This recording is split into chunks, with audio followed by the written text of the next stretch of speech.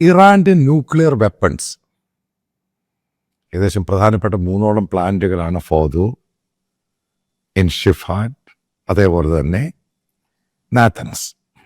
ബാക്കിയുള്ളത് പല പല രീതിയിലുള്ള പ്ലാന്റുകളുണ്ട്. അതിന് വലിയ പ്രാധാന്യമില്ല, പ്രാധാന്യമുണ്ട്, പക്ഷെ ഇതാണ് പ്രധാനപ്പെട്ടത് 3. അപ്പം ഇതുമായി ബന്ധപ്പെട്ട് നിങ്ങൾക്ക് റിപ്പോർട്ട് വന്നു. കാരണം അമേരിക്ക ബോംബ് ചെയ്ത് കഴിഞ്ഞപ്പോൾ ന്യൂയോർക്ക് ടൈംസും അതേപോലെ തന്നെ CNN American channel news carry ചെയ്തിട്ട് പറഞ്ഞു ഇതിന് കേടുപാടുകളൊന്നും സംഭവിച്ചില്ല.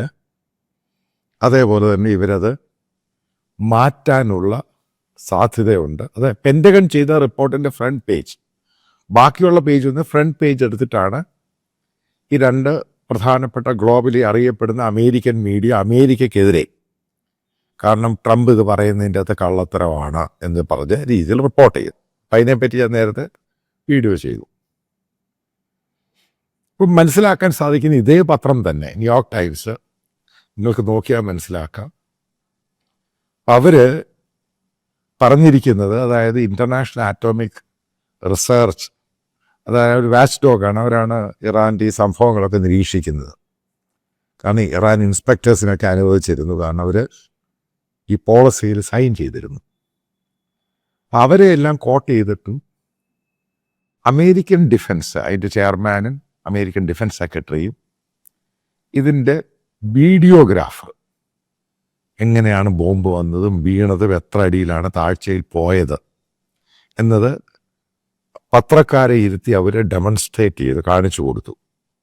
എന്നിട്ട് പറഞ്ഞു ഇത് പൂർണ്ണമായും നശിച്ചോ ഇല്ലയോ എന്നുള്ളതൊക്കെ നിങ്ങൾ കാൽക്കുലേറ്റ് ചെയ്യുക. അത് കഴിഞ്ഞിട്ട് അമേരിക്കൻ ഡിഫൻസ് സെക്രട്ടറി പറയുന്നത്, അമേരിക്കൻ ഇൻ്റലിജൻസിനെ കോട്ട് ചെയ്ത് പറയുന്നത്, ഇറാന് വരാൻ പോകുന്ന പല വർഷത്തോളം ന്യൂക്ലിയർ വെപ്പൺസ്, 2 രീതിയുണ്ട്, വെപ്പൺസും ഉണ്ട്, ന്യൂക്ലിയറിൻ്റെ എൻറിച്ച്മെൻറ്റ് അത്ര സ്റ്റേജിലല്ലാത്ത രീതിയിൽ ഉണ്ടാക്കിയെടുക്കുന്ന ആ ന്യൂക്ലിയർ സാധനം ഉപയോഗിച്ചിട്ടുണ്ടാക്കുന്ന പവർ, രണ്ടും വേറെ വേറെ.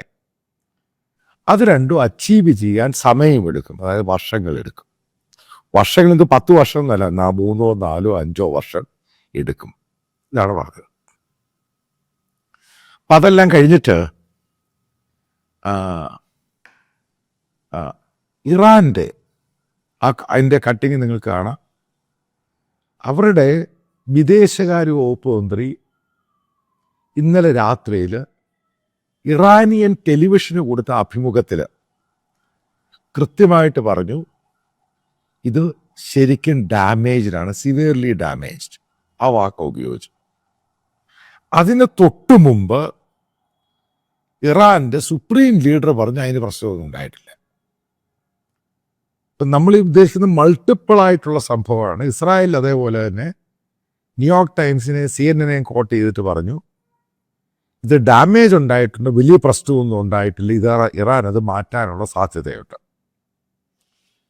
ഇതെല്ലാം കോട്ട് ചെയ്തിട്ട് മറ്റൊരു മീഡിയ, അതായത് ന്യൂയോർക്ക് പൊളിറ്റിക്കോ അതേപോലെ തന്നെ ന്യൂയോർക്ക് പോസ്റ്റ്, അവർ ചെയ്തിരിക്കുന്ന വാർത്തയ്ക്കകത്ത് പറഞ്ഞിരിക്കുന്നത് ഏകദേശം ഇസ്രായേൽ 1.5-2 വർഷം കൊണ്ട് ഈ ന്യൂക്ലിയർ വെപ്പൺസിൻ്റെ പുറകിലാണ് ഇറാനിൽ നടക്കുന്നത്.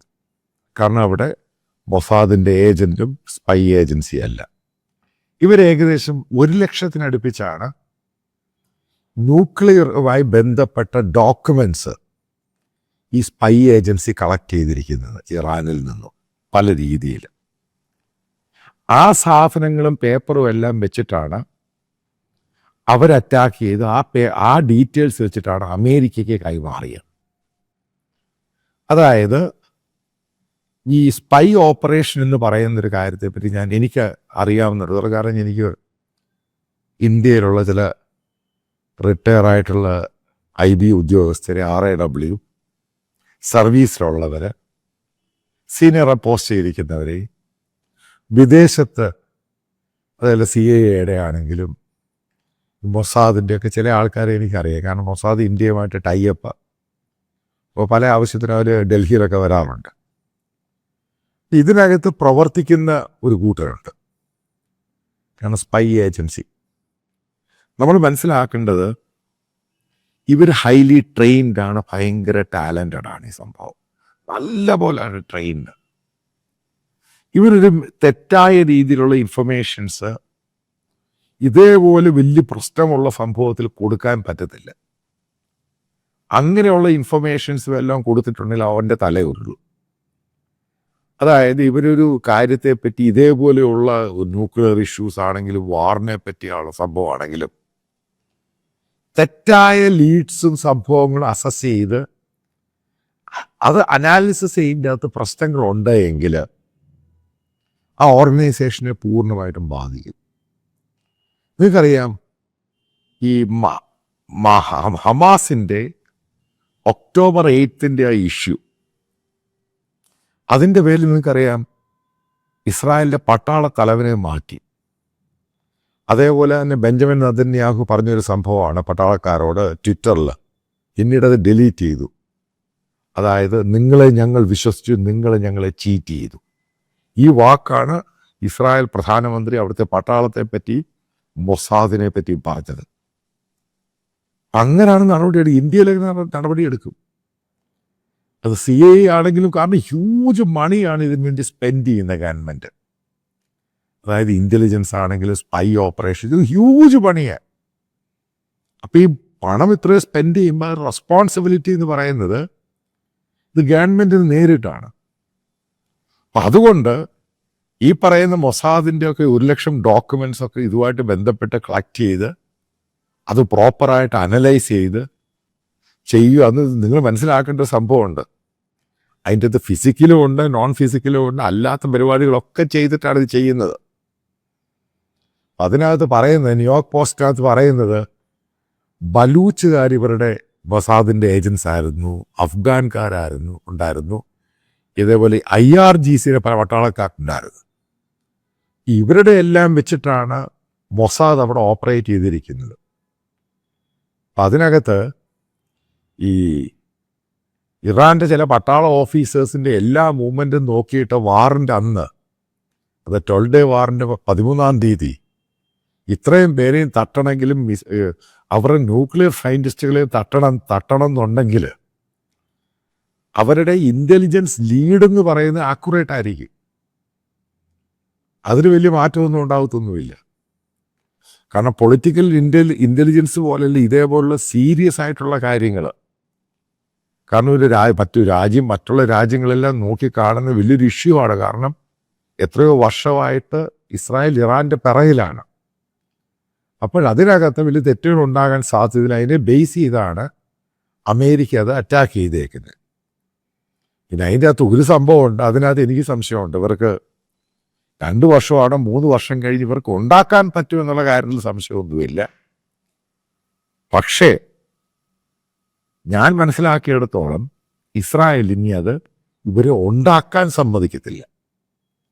കാരണം ലോകത്തെവിടുന്ന് ഇത് ഏതെങ്കിലും രീതിയായിട്ട് ഇതുമായിട്ട് ബന്ധപ്പെട്ട മാൻ പവർ അല്ലെങ്കിൽ ഏതെങ്കിലും സംഭവങ്ങൾ അവർ ഇമ്പോർട്ട് ചെയ്യാനോ എക്സ്പോർട്ട് ചെയ്യാനോ ആൾക്കാരെ അവരെ അപ്പോഴൊക്കെ ഇവരെ അടിക്കും. ഇവരെ അതിൻ്റെ അകത്ത് കൺവെൻഷനൽ അൺകൺവെൻഷണൽ രീതി ബോംബ് വെച്ചോ അല്ലാതെ ഇവരെ കൊന്നുകളയും.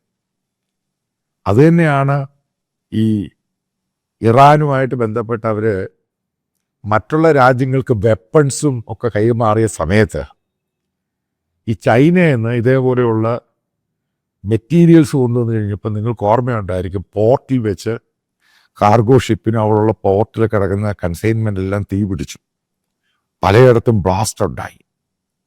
ഇതിൽ നിന്ന് മനസ്സിലാക്കേണ്ടത്, എൻ്റെ ഒരു അസസ്മെൻ്റാണ്, ഇസ്രായേൽ ഒരു കാരണവശാലും ഇറാന് ഈ ന്യൂക്ലിയർ വെപ്പൺസ് ഉണ്ടാക്കാൻ അച്ചീവ് ചെയ്യാൻ അത് സമ്മതിക്കത്തില്ല.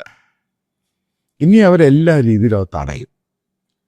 അല്ലെങ്കിൽ നിങ്ങൾ ആലോചിച്ച് നോക്കുക, ഇപ്പം ആധ്യാത്മിക നേതാവ് അലി ഖമൈനി എവിടെയുണ്ട് എന്ന് അയാളുടെ ആൾക്കാർക്ക് മെസ്സേജ് കൊടുത്തിട്ട് അയാളെ തട്ടട്ടെ എന്ന് അമേരിക്കയോട് ചോദിക്കുന്നു. അമേരിക്കൻ പ്രസിഡന്റ് പറയുന്നു, ഇപ്പോൾ തട്ടണ്ട, എവിടെ ഉണ്ടെന്ന് ഞങ്ങൾക്കറിയാം.